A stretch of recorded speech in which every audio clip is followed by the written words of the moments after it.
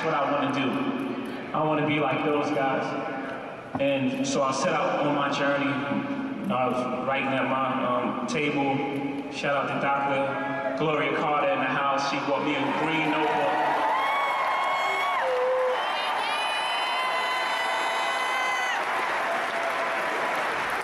My sister, Annie, right there, she told me to say that she wrote my first rap, but I actually wrote her first rap. And we named her Sugar Love. She sat down. She has a really nice hat on tonight, and I want everyone to acknowledge her hat. Now that's rock and roll. And I would sit at the table and I would write all these raps, and then I would go out in the street and I would try these raps out, and like, you know, have little battles in the street. And, you know, Tata, who's sitting there, I would go to Tata and be like, yo, I'm the best, I'm telling you, I'm the greatest. Well, one of the greatest. I don't want no problems, LL, right? One of the greatest. And I'll go to Tata, yo, I'm the greatest. And Tata would be like, yeah, young, you are the greatest. And then, you know, I look back at some of those raps and it was like, stop thinking you're making it, son. I'm breaking the break. It was trash. But somehow we knew. And then I went and recorded a demo with, shout out to Clark Kent, Brooklyn DJ, legendary Clark Kent. And I recorded a demo and I went to every single record company, and you know what they say, right? That shit is trash. But the audacity of hip hop, we didn't believe them. I, for not 1 second, got depressed.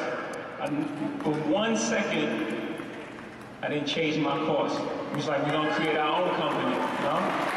That's hip hop. And we created this company called Rockefeller Records. Shout out to Dame, I know we don't see eye to eye, but I can never erase your accomplishments. And I appreciate you and I thank you for that. And shout out to Biggs, who's one of the most honorable people I've ever met. And we created something that will probably never be duplicated. And I appreciate you guys. We love you, Thank you for our journey. Thank you. Contribution to this journey. I don't know why I couldn't think of contribution to this journey.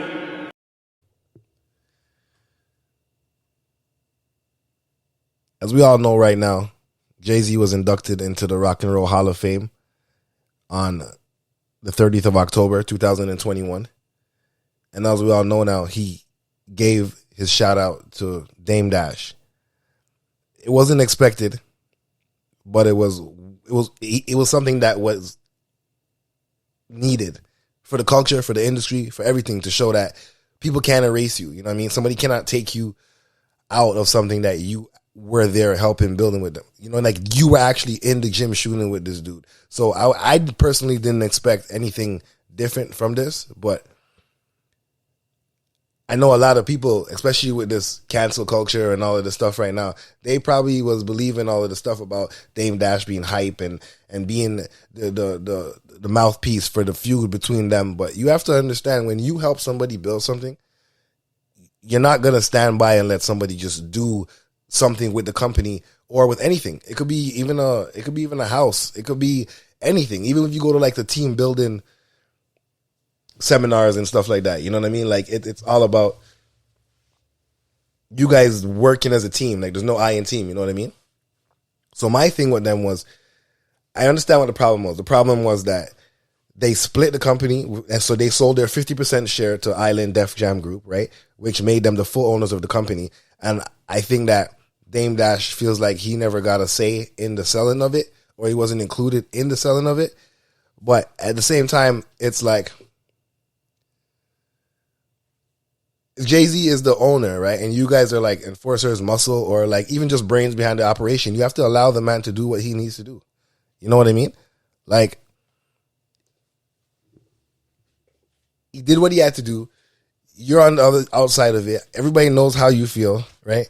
But at the same time, is you guys really have a problem, or is it just a problem that you weren't included into the meetings or for the sit downs for the distribution of the company and the shares and the whatnot? You know what I mean?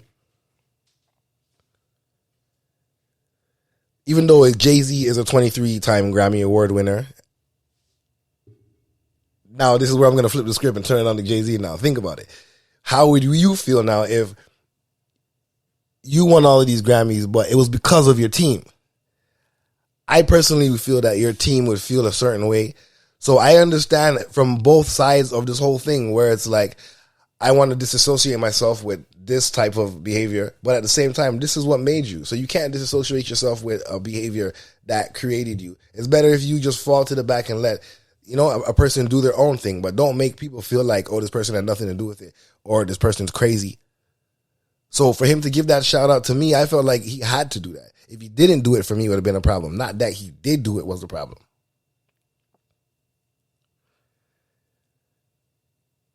So at the end of the day, it's like they were only cool when they were like doing all the dirty work. They were only cool when they were putting together all the stuff that people are doing right now for free. They were doing on the back end for you back in the days. So like I get it. Like there's a lot of people that were working their wages. Now it's like you see that, okay, well, I could go hire this person and they'll do it they'll curate something for me just for clout. Well, these people were curating shit for money and stuff. So back then there was no clout. So if you guys don't pay them homage and shit, how's anybody going to know what their worth is? Like Damon Dash is having a hard time right now getting this shit together. Not in our eyes. In our eyes, he's well off. He's better than the majority of the people that are watching him right now. But in the field or in the community of where he is right now, it's like he's looked at as like the lowest of the lowest because of his behavior. But his behavior is warranted, bro. Somebody cannot go above and beyond and act like you were never involved in the situation. Well, at least right now, I hope that, he got his recognition. I'm glad that he shouted him out. I'm glad that he's making the world know that he's not crazy. Knowing that Dame Dash is not crazy.